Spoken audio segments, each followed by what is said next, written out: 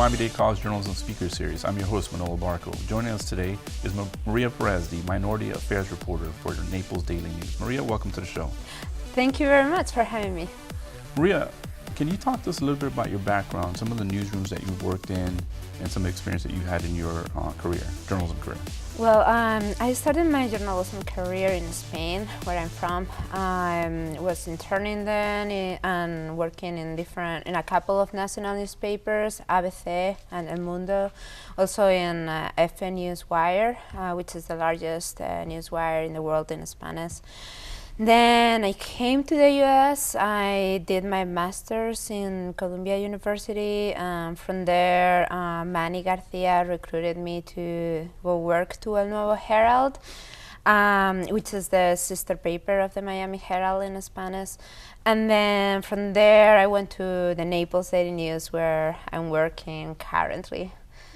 So it's a very varied background. Talk to me about the importance of having a varied background, and also you mentioned Manny. Manny's been a guest of the Speaker Series several years ago. How important is it to have those mentors and those people that will kind of champion and help you out, particularly when you're starting? You know, mentors are always important, no matter what stage of your career you are, but, you know, I'll talk a little bit about that. Oh my God, that's so important. That's so essential when you are starting in your career, to have someone who believes in you, because when you're starting, you have not yet proven a lot. Like, you may have done 2-3 stories that are great, and you may have good scores if you have them at school, and you may be promising your skills, your attitude, but you have not shown what you are able to do.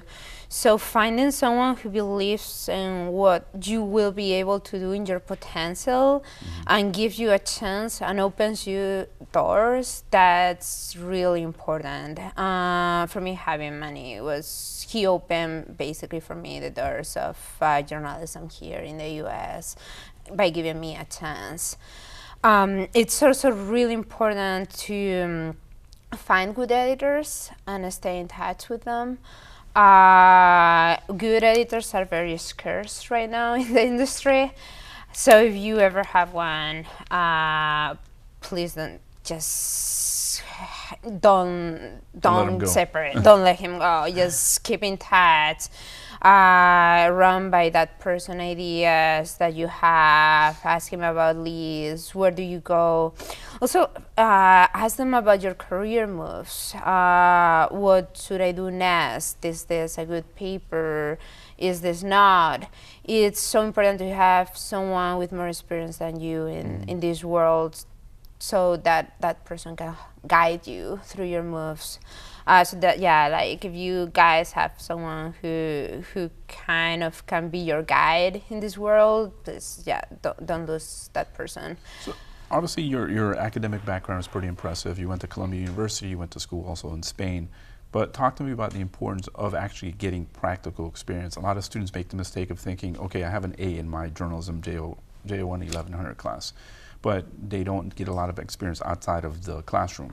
So talk to me a little bit about how important that is in shaping your career, particularly at the very beginning of it. Well, I think, you really learn journalism in the streets. I guess university or studies will give you the tools, and will give you models to look at, and will tell you how journalism is supposed to be. But really, when you learn, journalism is on the streets. When you go knock on the doors of the victim of a crime and that person has died, or the relatives of the person who's accused of committing that crime. That's how you learn how to interact with people, how to get the story, how to be humane too. When you have a story and you think, oh my God, how do I know if this happens more often than I thought? And then you start to think, oh, maybe there is data out there. So that's how you learn how to use data. Since the very beginning, since I was a student of journalism in Spain, I did internships. Like my first year as a student of journalism, I applied to do an internship in a newspaper in Spain called ABC. And that was amazing. It taught me about journalism so much more than what I had learned in the previous year. So yeah, it's very important that any students of journalism try to gain as soon as they can some experience in the real world. Was there a moment when you realized this is what I'm meant to do? Because sometimes a lot of students, particularly young, when you first start, you're unsure. Right. But at what point did you realize this is what I'm destined to do, and I'm really good at this? I don't know if there was a point in time, like a moment of clearness in this issue. I think I studied law kind of before journalism, because it was a combined program, and you started with law. And I always thought when I always had in mind doing journalism. I got offered a law job at a really big and prestigious law firm in Spain, and I said like, I want to try journalism. That's what I want to do. And then, I don't know, when you go out and you write the stories, I always thought, like, for me, it was always, I love to learn about what's going on, and I like to write a lot. So for me to be paid to do those things was like amazing. Wow, I can't believe I can do that. I guess my moment of validation was probably my second internship at ABC, this newspaper where I was covering local news. And that was amazing. Like, I was kind of talking to politicians and questioning them in like these press conferences that they said for like events, of promotional events, but then you get to ask questions. And I could like ask them questions about hard stuff for them. I wrote a story about how a train system in Madrid is not adapted to people with disabilities, and they were blowing up all the deadlines on that. I guess like when I started to do more investigative stories, that felt so good that I was able to write them and to help people and to put in front of people who may not want to see these stories, hey, this is what I found. You should be ashamed of this, like, do something about this. I guess that was one of the moments when I started to have more fun with journalism. Awesome.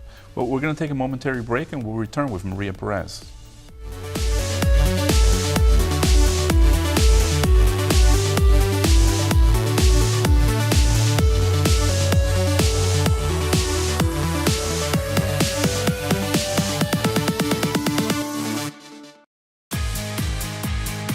Start your story at MDC. Be analytical. Be imaginative. Be a rising star. Be bold. Be connected. Be the solution. Be ready. What's your story? Be the best. Be you. Be MDC.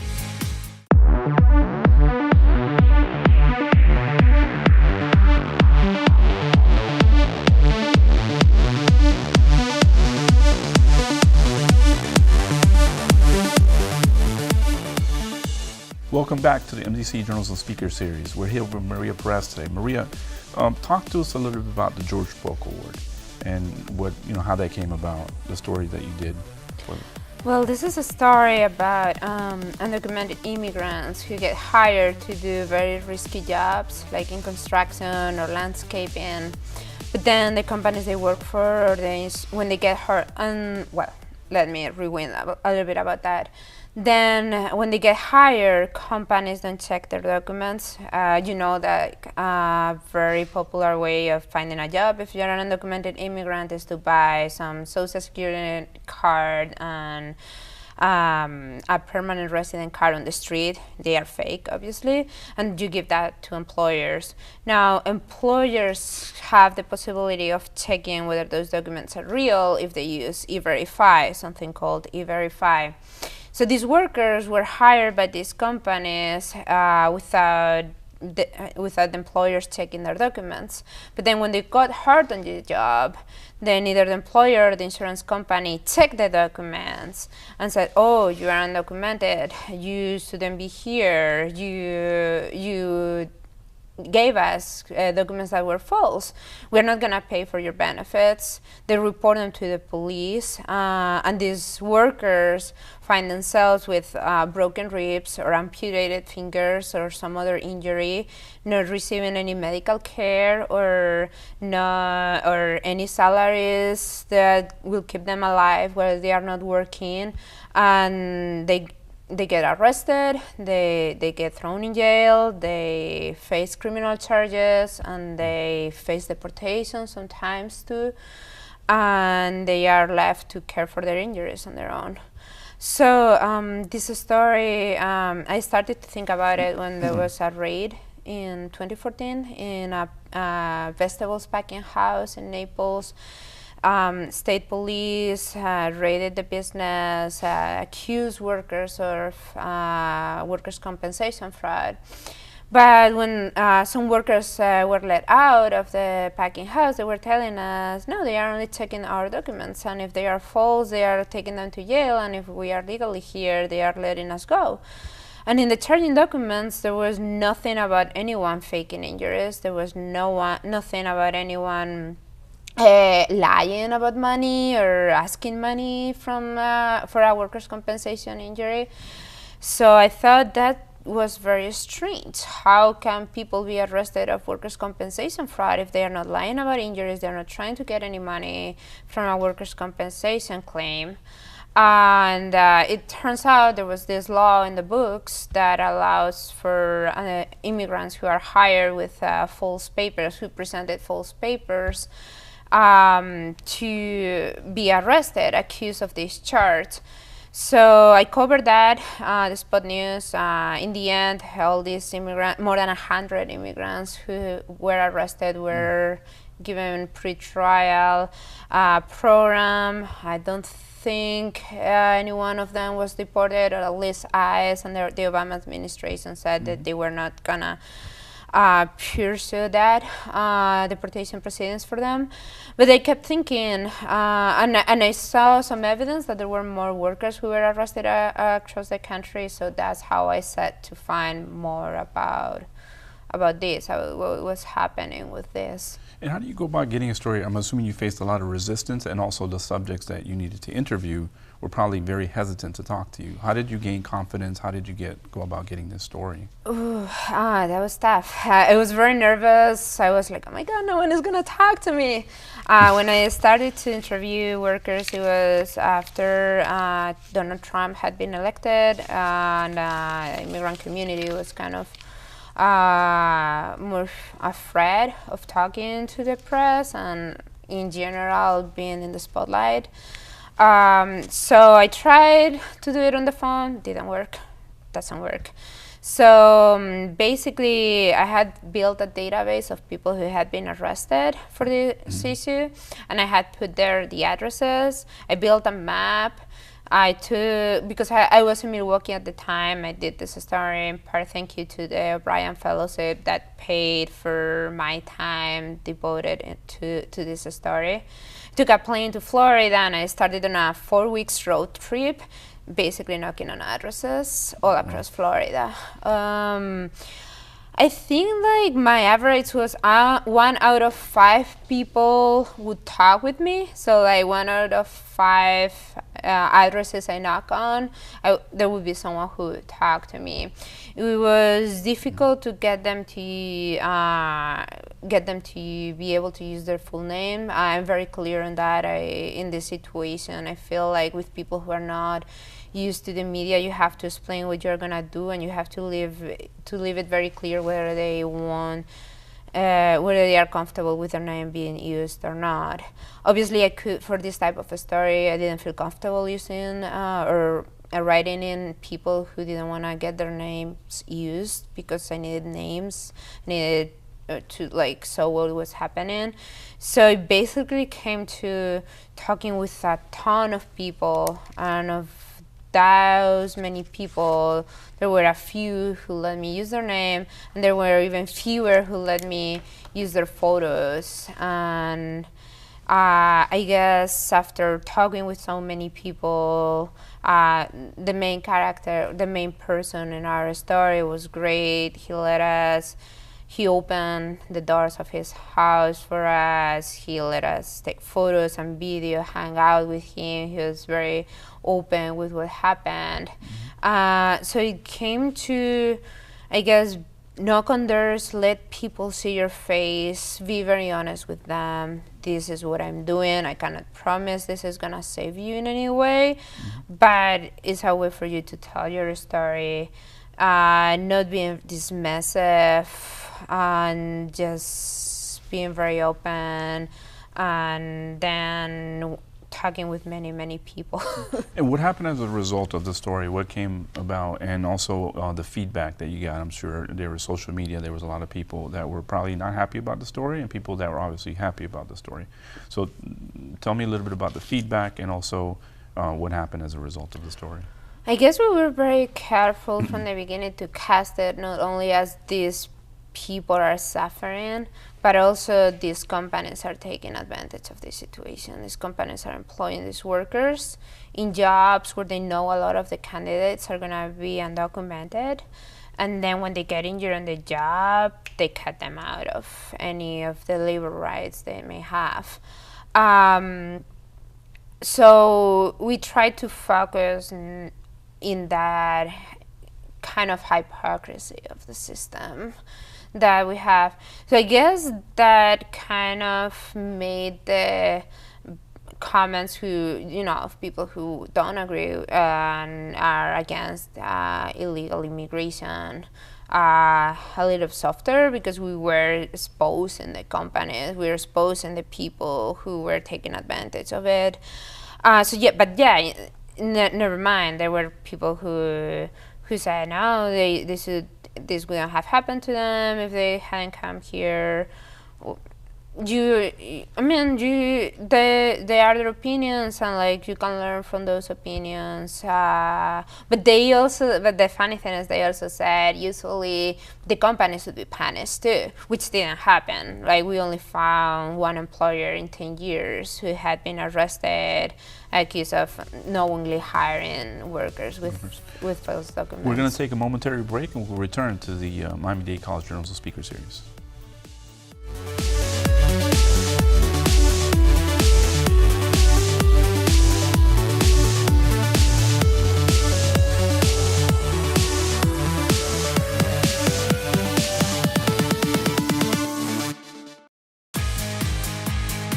Start your story at MDC. Be analytical. Be imaginative. Be a rising star.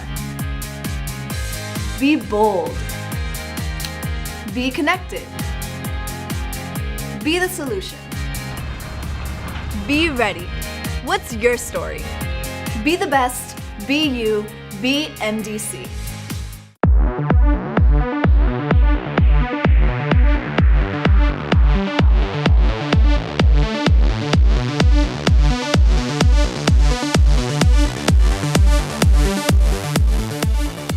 Welcome back to the Miami-Dade College Journalism Speaker Series. We're here with Maria Perez. Maria, before the break, you were talking about the story that you did that helped you win the George Polk Award. Talk to us a little bit more about, so a lot of times people, as journalists, you need to stay neutral. You're not advocating for anything, but a lot of times when you write a story like this, people think that you're an advocate on both sides. Some people might think that you're advocating, other people think that, oh, she is our defender. So talk to me about the importance of being neutral and how tough it is in a story like this to do it. Yeah, sometimes it's tough. To remain neutral, sorry. Well, you have to, for me, it's more about being fair and telling the truth in a story.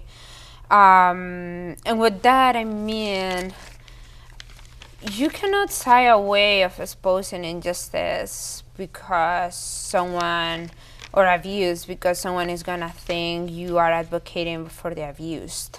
That's a big part of what journalism is, to expose stories of people who abuse other people and tell the stories of people who are abused. I guess you have always to, if you are dealing with like advocacy groups, for example, sometimes you have to say, they tend to see you sometimes like as their friend, you have to say, sometimes, hey, I'm not your friend, I'm not an ally, I am a witness. I'm not here to help your cause, I'm here to bear testimony of what's happening, and you have to have that very clear.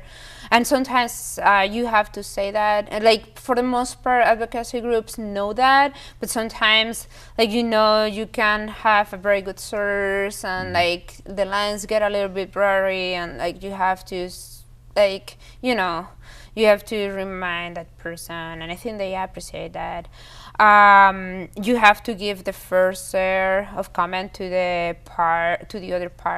other side. You have to try by all means to get their best arguments in the story. And it's not just you don't just make a phone call and say, oh, I tried. No, you have to make several phone calls. You go to their place if it is possible, you send them letters, you try to convince them to talk to you, because honestly the story benefits from the input of the other person that you're writing about. So for me, in the stories, it's about telling the truth, getting in every element that is relevant to the story, and giving to the other side, getting in the story their best arguments against the position that other people are taking. And then there are people who are still gonna say that you are an advocate, but like there's nothing. You're not gonna stop writing about abuse and about injustice just because there are some people who think that's being an advocate. Talk to us about this bill that was introduced as. Yeah, after this story ran, well, there was a similar story by ProPublica, on the same issue that also was published. So there was a legislator, a senator in the Florida legislature that introduced a bill that would basically stop these practices, like companies would have to pay benefits to workers no matter what their immigration status is, and they wouldn't be able to be arrested, accused of workers' compensation fraud because of this issue. That bill passed one commission in the Senate, but then it died, and one of the main challenges is that they didn't find in time a sponsor in the House. But some legislators told me that sometimes that they wanted to press for the bill this session, and sometimes it takes for a bill to pass a few sessions.